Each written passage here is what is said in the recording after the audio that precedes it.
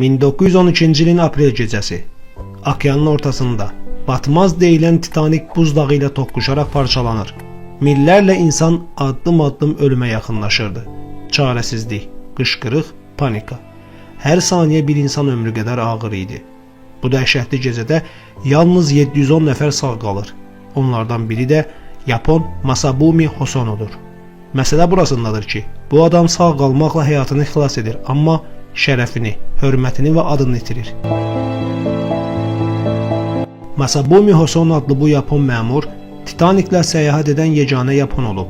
O, Avropadan ezamiyyətdən qayıdan dövlət işçisi idi. 1912-ci ildə Titanik gəmisində qəzaya düşüb. Masabumi Hosono qeyd dəftərində yazırdı. O, gəmidə özünü ölümə hazırlayarkən ağlına həyat yoldaşı və uşaqları haqqında fikirlər gəlib. Mən bir Yapon olaraq utanacaq heç nə qoymadan özümü rahat şəkildə ölümə hazırlamağa çalışdım, deyirdi.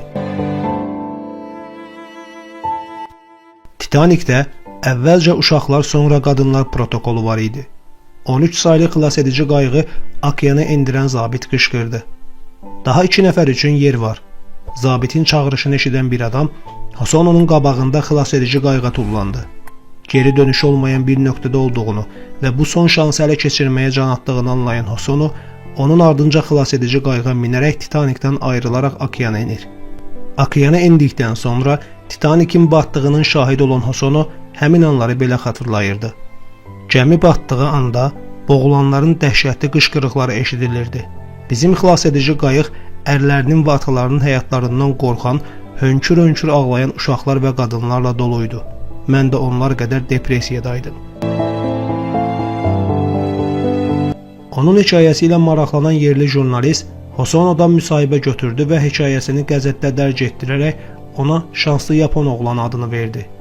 Bütün bu müsahibələrdən sonra Hosono'nun Titanikdən sağ çıxma hekayəsini Yaponiyada hər kəs bildi. Lakin Hosono tamamilə gözlənilməz reaksiya ilə üzləşdi. Qəzetlər onu qorxaqlıqda ittiham edir, dəstəklər onun hekayəsini utanç verici davranış nümunəsi kimi göstərirdilər. Bundan əlavə, bir universitetin etika professoru onu hərəkətlərinə görə əxlaqsızlıqda ittiham etdi. Bu ölkədə o zaman inanırdılar ki, biabırçı xilas olmaqdansa şərəflə ölmək yaxşıdır. Onu samurayların ruhuna xəyanət edən bir qorxaq adlandırdılar. O, Titanikdəki qorxaq Yapon ləqəbini aldı. Hosono işini itirdi və 68 yaşında ölənə kimi həyatını utancla yaşadı. Hətta ölümündən sonra da ailəsi bu utancı daşımalı oldu. İllər keçdi, dünya dəyişdi və insanlar başa düşdü ki, Masabumi Hosono qorxaq deyildi. Hər bir insan kimi sadəcə yaşamaq istəyirdi.